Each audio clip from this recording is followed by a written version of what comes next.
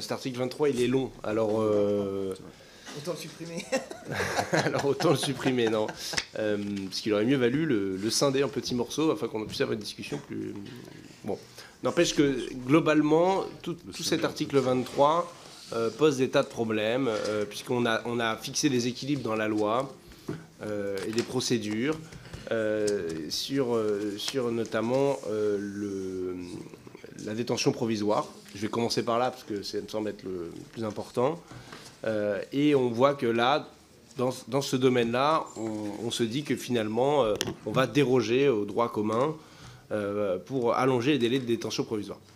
Ça pose plein de problématiques. Je rappelle que les gens, même si on pense que ce sont des grands méchants, sont présumés innocents et que du coup la détention provisoire, la personne n'a pas encore été jugée et que c'est pour ça qu'on met des délais qui sont un peu exigeants, de sorte à ce que on rappelle que le principe ce soit la liberté et l'exception ce soit le fait d'être enfermé.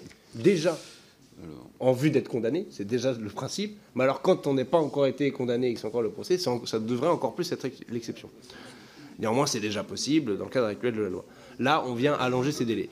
Par ailleurs, j'alerte sur le fait qu'aujourd'hui, et ça avait été rappelé par notre collègue Pouria Mirchahi il y a quelques jours, au début de l'examen de ce texte, vous avez plus de 20 000 personnes détenues qui sont en réalité des personnes prévenues dans nos prisons et qui participent largement, parce que l'essentiel sont en maison d'arrêt, de la surpopulation carcérale que nous connaissons aujourd'hui, avec toutes les problématiques que cela implique.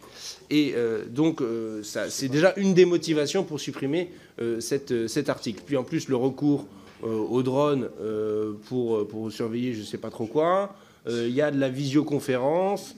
Il y a, je ne sais plus ce qu'il y a aussi dans cet article. Enfin, il y a plein de choses, on va y revenir, j'imagine, amendement par amendement, à moins que nous fassions œuvre utile, à la fois possible pour nous faire gagner du temps, Monsieur le Président. J'ai l'impression que c'est un objectif de la matinée, en votant cet amendement de suppression.